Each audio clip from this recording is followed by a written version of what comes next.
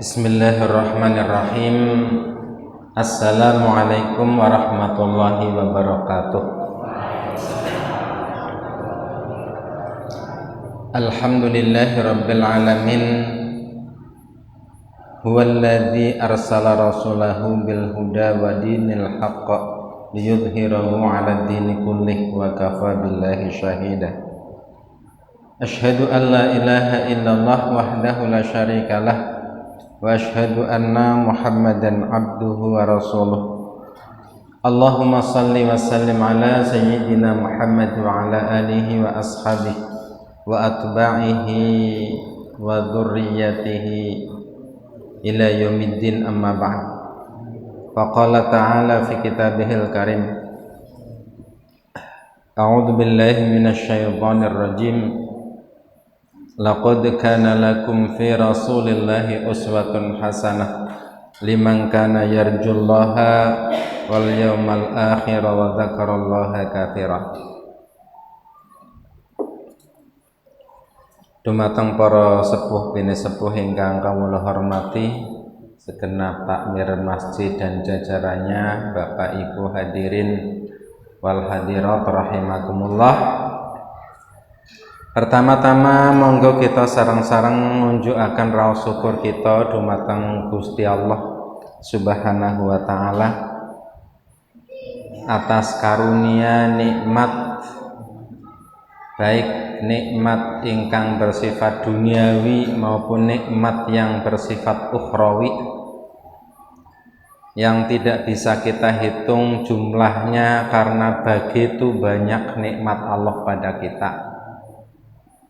Maka tidak ada kata kecuali bersyukur kepada Allah.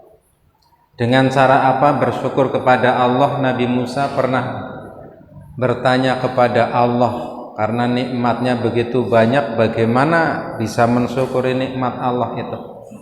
Nabi Musa bertanya, ya Rabbi kaifa asykuruka, wahai Tuhanku, bagaimana aku bisa mensyukuri nikmatmu yang begitu banyak?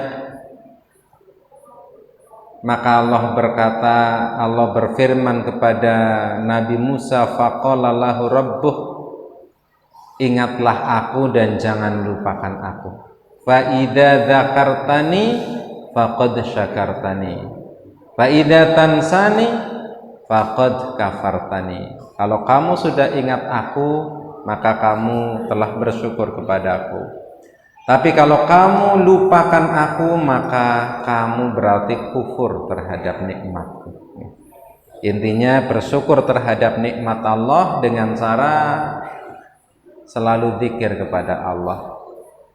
Dan majelis ilmu disebut sebagai majelis zikir, ya. Sebagian ulama memberikan penjelasan tentang sabda Nabi. Ini dalam pembukaan kitab Kifayatul Akhyar disebutkan, idza marartum biriyadil jannah farta'u. Kalau kalian lewati taman-taman sorga, hendaknya kalian berhenti. Para sahabat bertanya, wa mariyadul jannah ya Rasulullah, menapa ingkang dipun maksud kalian taman sorga wahai Rasulullah? Beliau mengatakan majalisuz zikir, yaitu majelis zikir. Sebagian ulama mengatakan majelis zikir adalah majalisul ilm, majelis yang dimana di dalamnya dijelaskan, dibahas tentang ilmu-ilmu agama, kewajiban-kewajiban seorang hamba kepada Allah maupun ilmu-ilmu yang lain. Yang kedua, semoga Allah selalu melimpahkan salam dan sholawatnya kepada Nabi kita, Nabi Agung Muhammad Sallallahu Alaihi Wasallam, juga kepada keluarga, para sahabat, para pengikutnya sampai akhir zaman. Bapak Ibu rahimakumullah, kita akan melanjutkan bahasan kita yang kemarin kita sudah sampai pada bagaimana saat Nabi jelang umur 40 tahun, maka beliau sering uzlah atau bertahanus, menyepi, ya, menyepi. Menyepi kemana? Ke Gua Hiro. Ini Gua Hiro itu kalau kita lihat di YouTube ya, itu jaraknya nyaris di puncak gunung, ya. Untuk datang ke sana orang harus kuat tenaganya karena perjalanannya menanjak, ya. Gunungnya gunung-gunung batu. Nah, kalau siang hari ya tentu dalam cuaca di negeri Arab itu sangat panas sekali, ya. Nabi berada di Gua Hiro dalam rangka apa? Lil ibadah, untuk ibadah. Ibadah yang bagaimana? Itu yang kemarin kita sampaikan, ada beberapa perbedaan pendapat, ya. Ibadahnya kayak apa? Kan belum jadi nabi, ya. Belum jadi nabi, belum diturunkan perintah ibadah, ya. Maka kalau di sini disebutkan wa huwa yata'abbadu, dia beribadah ala dini jaddihi Ibrahim, mengikuti din kakeknya yaitu Nabi Ibrahim, ya. Meskipun dalam pandangan lain para ahli sejarah ya mencatat atau berpendapat yang lain, ya. Tafakur, tadzakur, ya. Berpikir, berzikir, ya, berzikir, ya. Pada malam hari ini kita akan lanjutkan bada'u nuzulil wahyi, permulaan turunnya wahyu. Ini adalah sesi 2 dari tahapan sejarah Nabi, berarti sesi 1 atau babak ke-1 itu sudah selesai. Nabi dari lahir sampai umur 40 tahun. Nah, sekarang kita bahas sesi 2, Nabi jadi Nabi dan Rasul, ya, sampai akhir, ya. Yang diawali oleh penulis dengan memberikan judul min hayatir Rasul sallallahu alaihi wasallam bada'u nuzulil wahyi, ya, dari sejarah Nabi sallallahu alaihi wasallam, yaitu bada'u nuzulil wahyi, permulaan turunnya wahyu. Saya bacakan lamma balaghul arba'ina min umrih, setelah umur Nabi 40 tahun. Ba'athahullahu basyiran wa nadhira. Allah mengutus Muhammad ini sebagai basyiran, pemberi kabar gembira, wa nadhira, dan pengingat, ya, pemberi kabar yang menakutkan, ya, untuk mengingatkan. Ada gembira, ada yang menakutkan, ya, ada keseimbangan, ya, memberi kabar adanya neraka, adanya sorga, ya, ada keseimbangan. Wada'iyan ilal haqqi biidnih wa sirajan munira, dan Nabi mengajak manusia kepada kebenaran dengan al-haq, dengan izin Allah, wasiro jamuniro, dan sebagai lampu yang menerangi jalan, ya. Wa qad budi al wahyu birru'yas shadiqah, dan telah diawali wahyu itu dimulai, ya, birru'yas shadiqah, dengan mimpi-mimpi yang benar. Fakana la yara syai'an fi naumih illa tahaqqaqa fi yaqdzatihi. Tidaklah Muhammad itu, Nabi Muhammad waktu umur 40 tahun itu, tidaklah beliau itu bermimpi kecuali jadi kenyataan pada siang harinya. Tidaklah beliau melihat sesuatu dalam mimpi kecuali setelah bangun mimpi itu terjadi betulan. Ya, namanya juga wahyu, ya. Kalau kita mimpinya mimpi kembang tidur, ya, kembang turu jere, ya kan, ya. Kalau kita ngimpi nemu emas tangi, ya orang nanam apa-apa, ya. Kalau tiba ngimpi tiba sing pereng lah, biasanya tiba temenan sekang amben ya. Tapi itu bukan wahyu ya, karena kita ya, wahyu kan sudah selesai. Tapi kalau Nabi enggane sekarang ya, Nabi mimpi ngasuk kena tabrakan nang perapatan, yang ngasuk depan ini tabrakan temenan ya, seolah ada rekaman untuk hari esok, dan itu yang namanya wahyu ya. Jadi awalnya dari mimpi ya. Mimpi, setiap mimpi yang beliau alami pasti jadi kenyataan di siang harinya. Yang ketiga, tsumman nazala alaihi ruhul amin. Kemudian turunlah kepada Nabi ruhul amin, yaitu malaikat Jibril. Ar-ruhul amin adalah nama atau sebutan untuk malaikat Jibril. Turun kepadanya malaikat Jibril wa huwa yata'abbadu fi ghari Hira. Sementara Nabi itu sedang beribadah, itu kemarin yang menyepi di Gua Hira.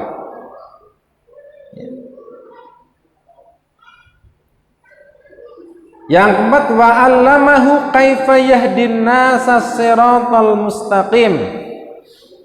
Dan malaikat Jibril memberikan pengajaran atau pelajaran bagaimana caranya menuntun manusia, menunjukkan manusia kepada jalan yang lurus, menuripe bener. Itu bagaimana itu ya, diberikan ilmunya, ajak-ajak manusia ke jalan yang lurus, yang benar. Wa yurshiduhum ila tiba'id dinil qawim, dan memberikan petunjuk bagaimana caranya memberikan petunjuk pada manusia ila tiba'id dinil qayyim, kepada atau supaya mengikuti agama yang benar. Itu ya, bukan agama yang waktu itu dianut, yaitu agama paganis atau penyembah berhala, penyembah patung ya. Jadi dari sini kita mengetahui bahwa Nabi itu diangkat oleh Allah itu umur 40 tahun ya. Nah, itu ada satu buku judulnya Rahasia Umur 40 tahun ya. Kenapa Nabi diutus oleh Allah nunggu umur 40 tahun? Ternyata para ahli memberikan argumentasi, penelitian ya. Umur 40, ada apa ya umur 40 tahun ya? Secara kejiwaan, mental ya, kematangan dan lain-lain ya. Itu sehingga Nabi diutusnya 40 tahun. Tidak muda-muda banget ya, tapi juga belum tua-tua banget ya, umur pertengahan ya, 40 tahun ya. Bapak Ibu rahimakumullah, Al-Kisah ya, Nabi ketika sedang di Gua Hira. Kemarin kan Nabi itu sering bolak-balik ke rumah 10 hari, kalau bekalnya habis pulang ke rumah, ambil bekal lagi, ke Gua Hira lagi. Nah, sebulan bekalnya habis pulang lagi, bolak-balik. Pada suatu malam atau suatu saat Nabi sedang duduk di Gua Hira itu, tiba-tiba datanglah sesosok makhluk berpakaian putih. Ada yang mengatakan makhluk ini malaikat Jibril. Itu menampakkan wujud aslinya, kakinya ada di bumi tapi kepalanya ada di langit ya. Aslinya malaikat Jibril ya, dengan sayapnya yang begitu indah ya. Guna apa? Menemui Nabi, memberikan pengajaran kepada Nabi, memberikan wahyu yang pertama kepada Nabi. Kemudian malaikat Jibril datang kepada Nabi dari belakang itu ya, itu mendekap Nabi. Mendekap bahasa Jawanya apa ya? nyikep mungkin ya, dari belakang nih ya, disikep dadanya sampai nggak bisa, nyaris nggak bisa ambekan gitu ya, nggak bisa ambekan ya. Sambil berkata, malaikat Jibril berkata, Iqra ya Muhammad. Nabi Muhammad ya kaget, ya kan sedang duduk, sedang sendirian, sedang merenung, tiba-tiba didekap orang makhluk yang tidak dikenal ya. Karena kan Nabi niatnya bukan seperti kaki nini kita, niatnya tapa yang roli gue kebenaran banget kayak wangsit temenan ya. Nabi kan nggak begitu ya, sehingga Nabi itu sebenarnya kaget ya. Nanti kan pada akhirnya Nabi itu pucat ya, sambil berkata, ya Muhammad Iqra. Nabi Muhammad didekap diam saja sampai orang tengah bekan, baru berkata, ma'ana biqari, saya tuh nggak bisa baca ya, saya nggak bisa baca. Maka didekap lagi, kencengi lagi, Iqra ya Muhammad, ma'ana biqari. Iqra ya Muhammad, ma'ana biqari, saya nggak bisa baca. Nggak bisa membaca apa, saya itu nggak sekolah ya. Nabi itu nggak sekolah, nggak bisa baca nulis itu nggak bisa Nabi ya. Kok bisa? Nanti ada hikmahnya ya, setiap kejadian itu ternyata memiliki pelajaran tersendiri ya.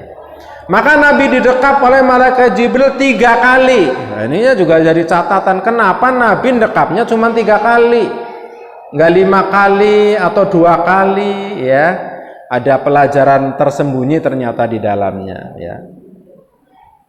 Karena Nabi nggak bisa membaca, jawabannya ma'ana biqari, maka malaikat Jibril memberikan wahyunya, Iqra bismi rabbikal ladzi khalaq, khalaqal insana min 'alaq, Iqra wa rabbukal akram, alladzi 'allama bil qalam, 'allamal insana ma lam ya'lam. Surat apa nih,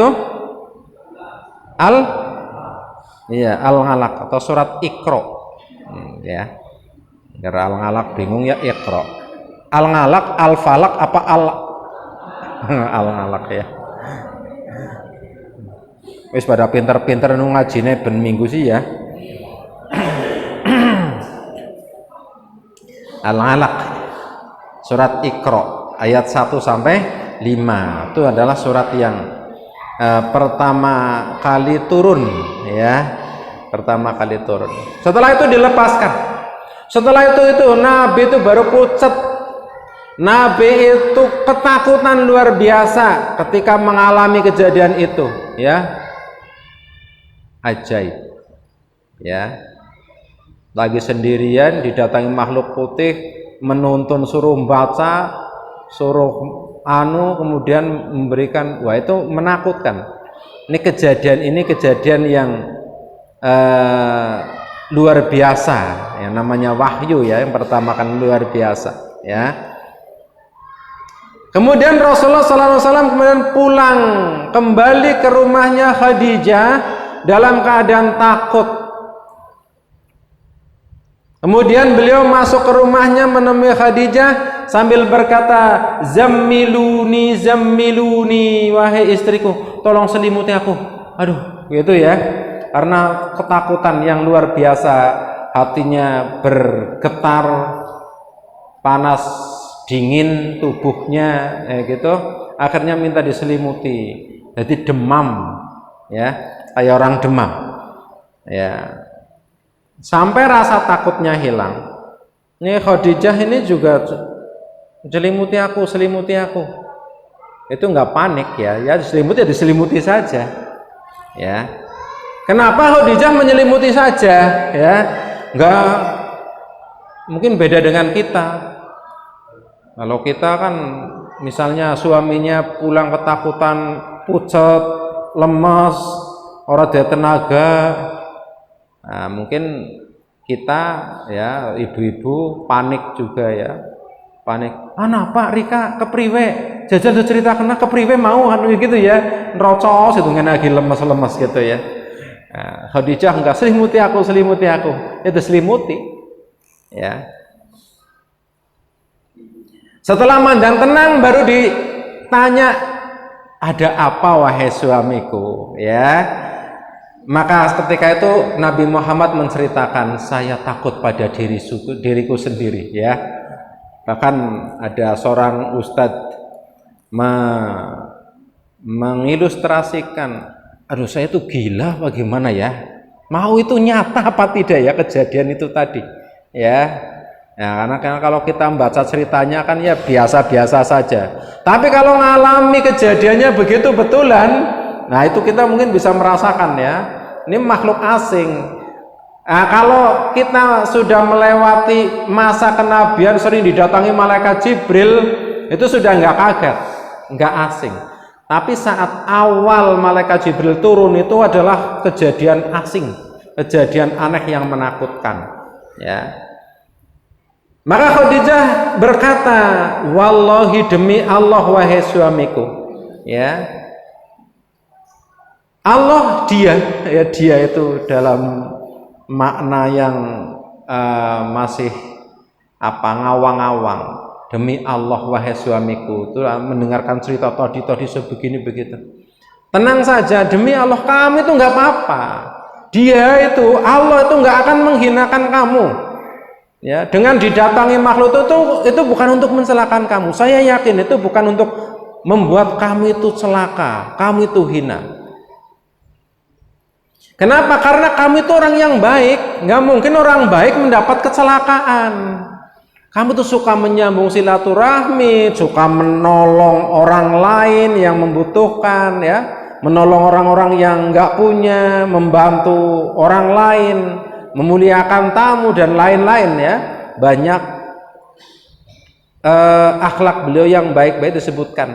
Ini kamu tuh orang baik, kamu nggak mungkin apa-apa, tenang saja, nggak akan celaka, nggak, ya. Apapun yang menimpamu, ya, karena belum tahu juga apa itu ya, tadi itu apa gitu ya kan.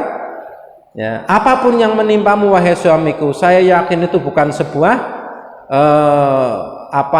keapesan, itu bukan alamat buruk, bukan, ya. Itu bukan musibah. Maka setelah tenang itu kemudian Nabi Muhammad itu dibawa ke pamannya Khadijah, namanya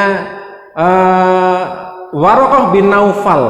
Waraqah bin Naufal ini adalah penganut agama Nasrani pada zaman jahiliyah, ya.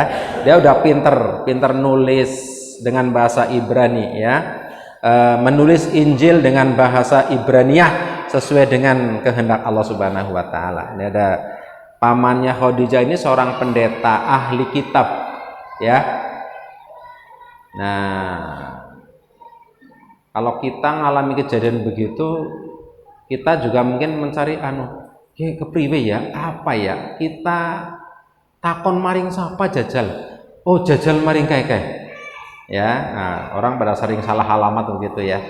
Zaman kita sekarang sering salah alamat, kayak maring kesepuan, maksudnya orang yang dianggap ngerti barang gaib. Takon kayaknya ngerti, wanu apa? Khadijah juga iya, ketika ada kejadian itu cerita aneh itu, maka Khadijah itu mari ngone pamanku bae, namanya Waraqah bin Naufal, itu ngerti insyaallah, ya, ahli kitab, ya, ahli kitab, ya. Atau mereka kan wonten biasanya anak wong kesurupan itu juga bingung juga ya, kepriwe ya, mari ngendi ya, jajan jaluk tulung kae, nah gitu ya, jaluk tulung sapa sing dedeleng, oh kayaknya teyeng ya, gitu ya. Padahal ora teyeng, ya. Tapi darani teyeng karena sering nang masjid, ya. Takmir masjid, kayaknya teyeng. Biasa mulangi ikro, kayaknya teyeng, gitu ya. Ternyata temanan teyeng, gitu ya. Karena setiap kejadian itu ada mencari solusi, ya, solusi. Maka Khadijah juga begitu, ya. Maka pada waktu itu Waraqah bin Naufal ini sebenarnya sudah kaki-kaki, bahkan dalam sebuah kisah itu beliau matanya bahkan sudah tidak melihat, ya, atau kalau tidak dikatakan buta matanya, ya. Maka Khadijah berkata, wahai anak pamanku, ya, ini suamiku mengalami kejadian aneh, tolong dengarkan nih ceritanya, kisahnya. Ini suamiku sampai demam ini, ya. Maka Nabi kemudian menceritakan. Ceritanya kayak tadi itu yang didekap-dekap begitu, ya. Maka Waraqah bertanya, wahai anak saudaraku, apa yang telah kamu lihat? Rasulullah SAW kemudian memberitahukan yang dialami itu, ya. Kemudian Waraqah berkata, hadan namus, ya, alladzi nazala ila Musa. Oh, itu yang mendatangimu itu adalah namus namanya. Itu yang pernah datang kepada Nabi Musa. Oh, ngerti beneran ya kan? Ngerti riwayatnya, menguasai materinya ini. Waraqah ini diceritakan detail begini. Oh, itu namus itu yang pernah datang pada Nabi Musa. Meskipun Waraqah enggak ketemu Nabi Musa, tapi namanya ahli kitab, anu seneng maca. Jadi ngerti, oh itu persis itu yang mendatangi Musa. Ya, namus. Siapa namus itu? Namus itu adalah bahasa lain dari malaikat Jibril atau Ruhul Amin. Itu namanya namus, ya. Namus, ya. Maka Waraqah bin Naufal ini berkata, alangkah indahnya andaikan waktu itu aku masih kuat, masih muda, aku masih hidup. Seandainya waktu itu nanti saya masih hidup dan saya masih kuat, saya pasti akan membelamu, akan menolongmu saat masyarakatmu mengeluarkan kamu, mengusir kamu dari kampung. Itu membuat kaget itu berita seperti ini, ya.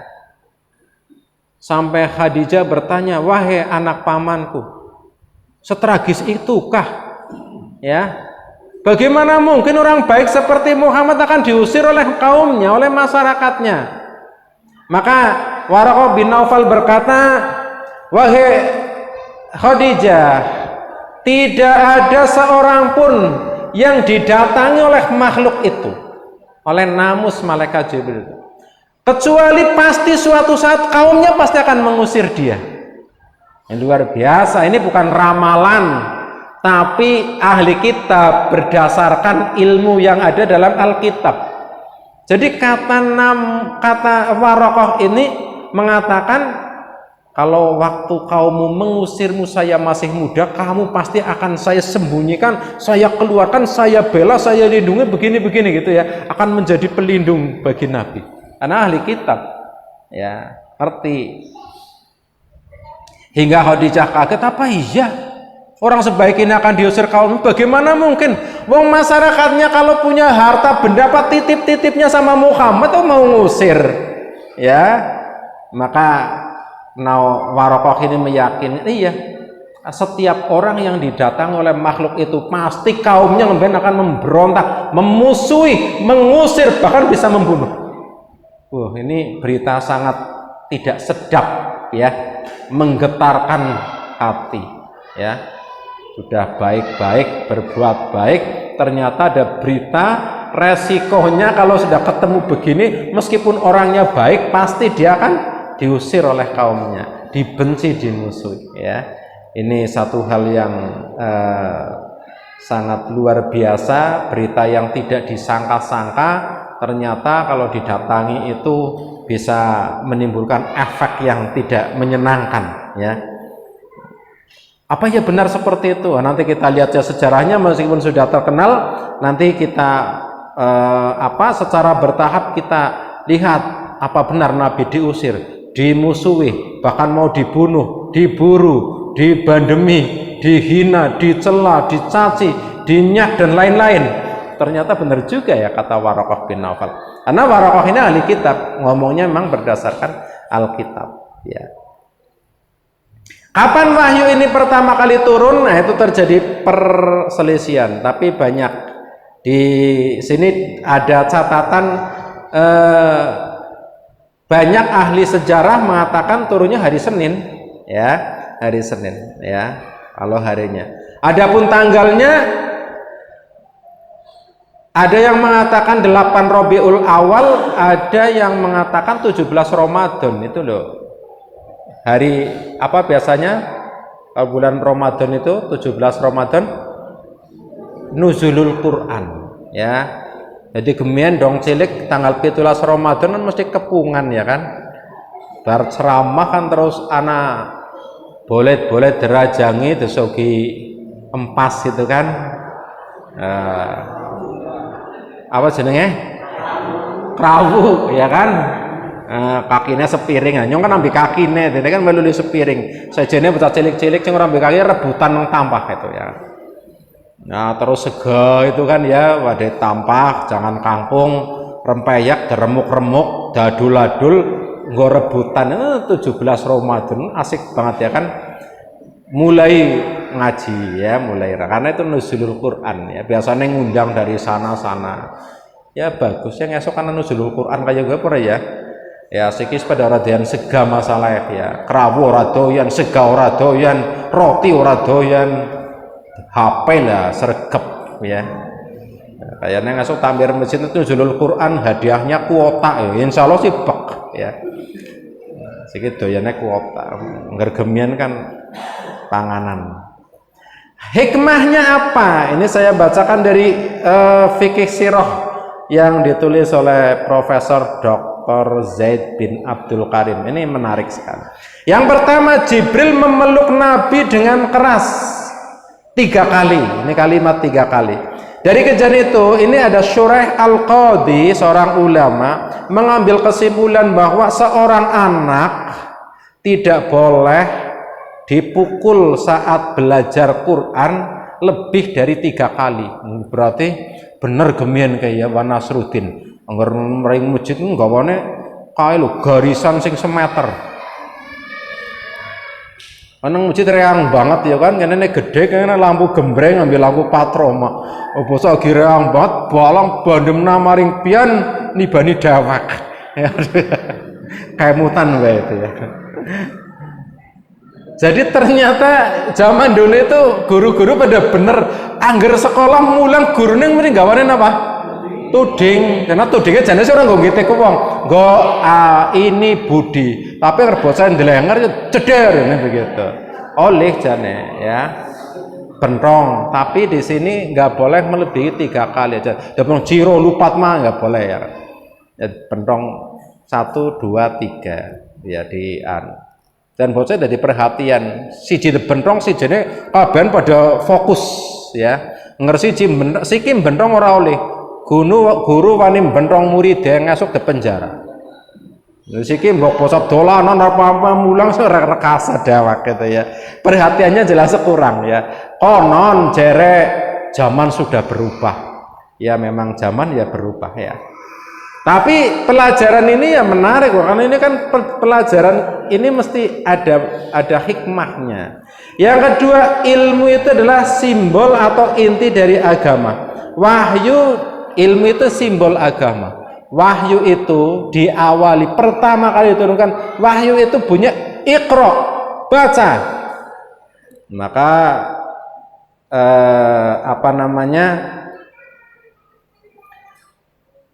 setiap muslim itu dituntut untuk membaca, menganalisa ya. Kalau Nabi di Gua Hiro itu kan jane bahasa kerennya sedang menganalisa masyarakat ya, memetakan ya, berpikir tentang itu. Bahasa lain membaca alam. Ya wong pada kayak gitu temen ya mangsane sholat ora pada sholat kepriwe gitu ya. Itu membaca ya, membaca alam. Karena Nabi nggak bisa membaca Quran, maka Nabi yang membacanya itu ya.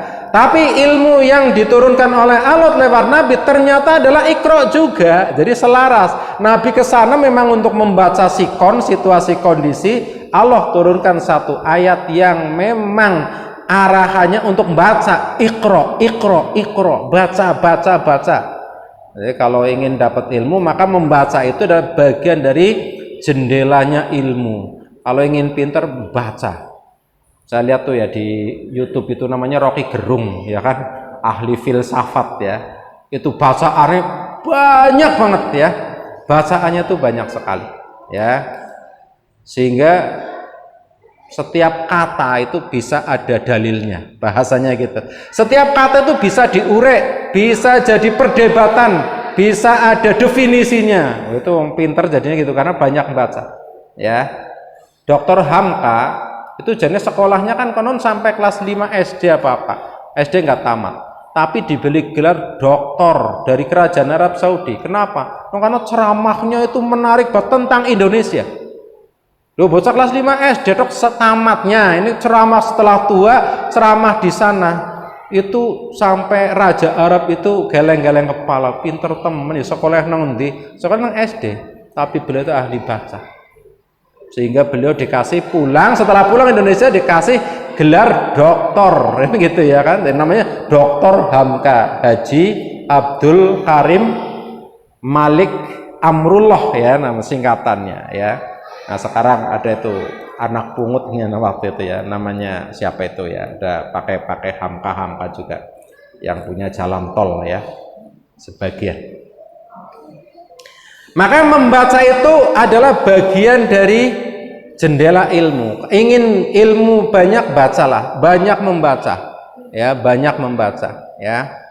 Maka konten Syekh Nasiruddin Albani ngene maca sedina, nggak masalah itu sedina itu di perpustakaan selama 12 jam membaca terus itu ya, membaca dan menulis ya. Imam Nawawi konon kan kosi selama 2 tahun itu nggak pernah tidur terlentang, turun nang kamar terlentang gitu nggak pernah, tidurnya di sini saja. Angger ngantuk ya turun di atas buku ya, memelek maning maca maning nulis maca nulis. Umurnya cuman kalau nggak salah 40-an tahun ya, tapi karya-karyanya sungguh menakjubkan, luar biasa ya. Membaca ulama-ulama gemian itu orang tamat sarjana, orang kan nggak ada sarjana, itu nggak ada, adanya yang ngaji ke kiai guru, tapi karya mereka waduh luar biasa ya.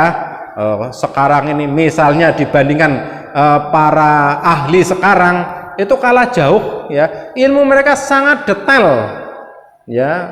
Cerita bahasanya luar biasa ya, cerita ilmu apa mereka sangat menguasai karena rajin baca.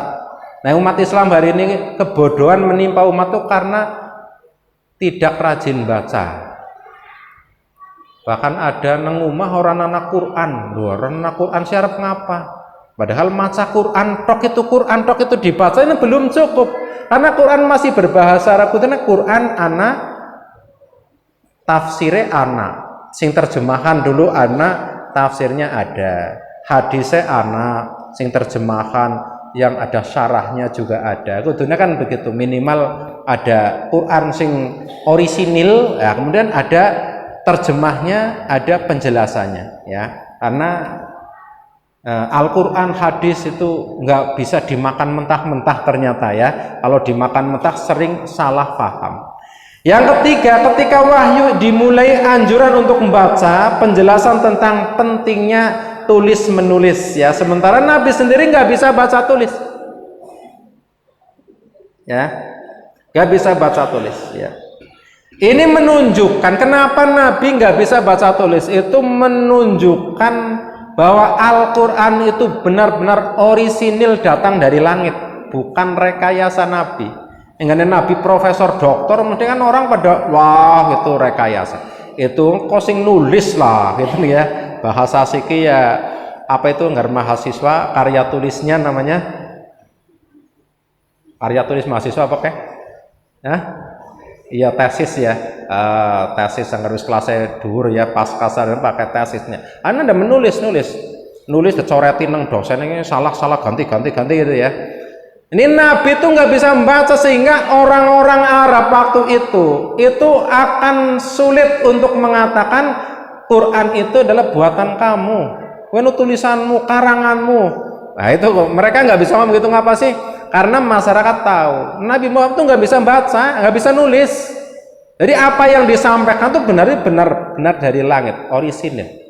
Nah itu ternyata hikmahnya kenapa Nabi kita nggak pintar baca tulis, supaya orang nggak curiga bahwa Al-Quran adalah hasil karya pikiran Nabi. ada hikmahnya ya. Kemudian yang berikutnya,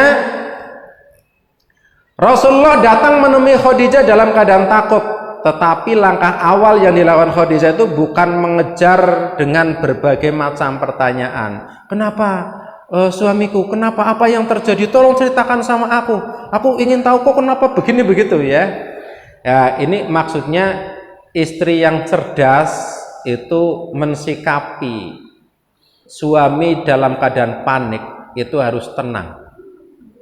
Harus ditenangkan dulu, jangan diberondong dengan banyak pertanyaan ya. Nah, ini yang Mas Dirsan belajar psikologi itu ya, ada dokter Aisyah Dahlan itu biasanya mengitu ya, memberikan rahasia kepada istri untuk menghadapi suami supaya nggak terjadi benturan. Salah satu itu, kalau suami pulang kerja atau ada masalah itu jangan diberondong dengan pertanyaan, jorna bedisit, kon tenang, nah gitu ya, karena sifatnya lelaki itu biasanya dia akan mencari solusi dulu, dia meneng begitu takoni be padahal meneng be jorna bedit ya. Nanti kalau sudah aso baru bisa nggak cerita sama aku ya, ada apa, nah itu nggak bisa aso jeret bisa nambah cerita, nggak sekali diberondong bisa bojone digentak seporet malah kan orang rasa kena, wah mumet malah, gitu ya kan, jaluk duit, tambah mumet ya, mumet jaluk duit ya.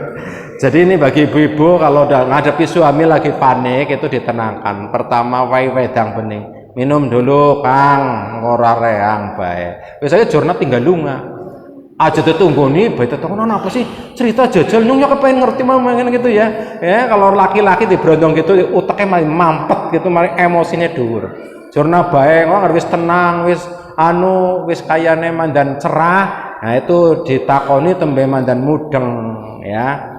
Nah ini karena ini ternyata dua orang ini laki perempuan beda karakter ya. Ternyata sering membuat ulah ya, saling tidak memahami ya. Ya, sing lanang orang memahami sing wadon juga tidak memahami yang laki-laki. Dan masih banyak rahasia lagi di luar itu. Bapak Ibu sekalian, saya kira ini dulu ya hikmah yang tersimpan di dalam satu kisah turunnya wahyu. Ternyata itu merupakan satu sejarah yang luar biasa ya. Setiap tahapan itu, bahkan kata-kata lakon artisnya ya, ada malaikat Jibril mendekap, itu ternyata ada pelajaran. Nabi pulang panik minta diselimuti, Khadijah nyelimuti tok nggak tanya apa-apa, itu ada pelajaran ya. Kemudian Nabi suruh baca nggak bisa baca, itu ternyata Nabi kita nggak bisa, ada pelajaran. Jadi penuh dengan hikmah ya, karena ini bukan dongeng ya Bapak Ibu sekalian, ini bukan dongeng tidur, ini adalah kisah dari Allah, semuanya memiliki hikmah ya. Maka ini baru satu sudut pandang, nanti ada ulama mempelajari kisah lain dari sisi yang lain, itu semuanya akan ada manfaat dan hikmahnya. Saya kira ini Bapak Ibu sekalian yang dapat kita sampaikan. Insya Allah kita lanjutkan pada lain waktu insya Allah ya. Dan bulan Ramadan Bapak Ibu mesti kan ngaji di sini, ngaji tidak prai cuman robah metode ya mungkin ya. Dan bahkan biasanya Ramadan jadwal pengajian justru lebih padat karena bisa pagi sore pagi malam, malah istilahnya pengajian tok ya. Jadi nggak ada istilah prai ya. Kalau saya prai ke sini kan bukan pengajiannya yang prai, tapi sayanya yang tidak datang ya, karena pengajian sudah diganti dengan kegiatan masing-masing di ketakmiran masjid masing-masing ya, untuk beramaliah Ramadan dengan semaksimal mungkin ya. Mudah-mudahan umur kita disampaikan sampai bulan Ramadan, diberi kemudahan dan rezeki yang lancar. Wah, yang rezeki lancar aminnya seru banget ya. Jenengan wong mata duiten gitu ya. Ya. Orang kena tokana ya iya ngerti didongakna moga-moga sehat, amin. Rezeki lancar, amin. Itu udah kaget ya. Wong cerita rezeki kok ujarku kagetan banget ya. Ya mudah-mudahan begitu aja lancar dok, tapi berkah ya kan. Di bulan Ramadan rezekinya lancar dan berkahnya itu bisa untuk sedekah. Nah itu namanya ya, dan bisa untuk beli mukena. Amin ya. Ambil apa roti kopiah ya.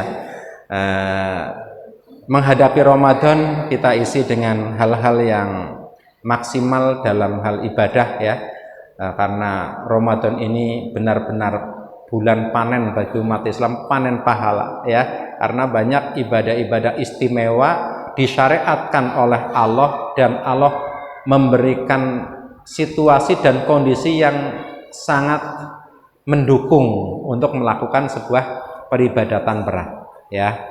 Maka kita sekali lagi berharap kepada Allah, mudah-mudahan Allah mempertemukan kita dengan Ramadan, senajan kurang telung dina ngesuk utawa mengko utawa malam Kamis mati ya bisa baik ya kan, sah-sah saja ya mok ya. Rebo mati ya sah, Selasa ya sah baik ya. Maka kita sering berdoa, Allahumma balighna Ramadan, ya Allah sampaikan umurku kepada bulan Ramadan untuk bisa memanen pahala. Kapan lagi kita bisa panen pahala kecuali di bulan Ramadan? Pahala ditawarkan begitu murah, mudah, dan berlipat ganda. Maka kalau orang di bulan Ramadan tenguk-tenguk nggak ngapa-apa, itu dikutuk sama malaikat Jibril ya, celaka, tidak dapat ampunan Allah sih masalahnya ya.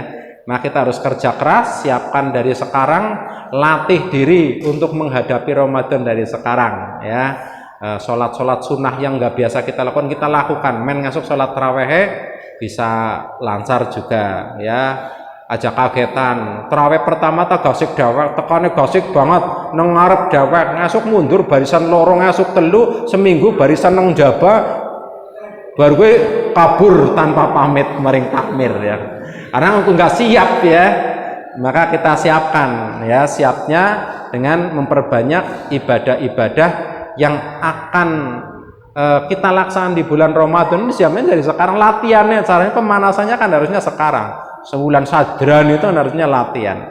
Begitu juga dengan qiraatul Quran, baca Qurannya juga harus kita siapkan juga, kita latih agar nanti menghadapi Ramadan kita sudah terbiasa maca Quran. Karena kalau nggak biasa ijik-ijik kon maca Quran sejuz 10 lembar 20 halaman itu manjan nonsen, mustahil ya bisa ya. Delong TV lah 2 jam kuat, maca Quran 2 jam ya kelenger ya kan. Apa maning masanya si gratul 2 jam ya kayaknya mukok ya. Nah, maka kalau kita latihan insya Allah nanti dimudahkan oleh Allah Subhanahu wa Ta'ala. Demikian Bapak Ibu sekalian, lebih kurang mohon maaf, dan apabila saya selama bicara di sini banyak salah, mungkin ada yang menyinggung, kurang berkenan, mohon maaf yang sebesar-besarnya. Nggih Bapak Ibu sekalian, ya wong ngerakeh ngomongnya mesti akeh keceletot, akeh salah kan gitu. Gara-gara ngomong natok sih paling salah gerendengnya nggak cocok ya kan. Tapi orang ngomong sekadung ya. Maning mlebu YouTube ya, malah bahaya banget ya. Jadi tidak diizinkan sama saya jenis aslinya ya. Nah, abal-abal mlebu YouTube mau ketemu ambi Khalid bahasa lama kan bisa diprotes ya kan. Demikian Bapak Ibu sekalian, billahi taufiq wal hidayah. Assalamualaikum warahmatullahi wabarakatuh.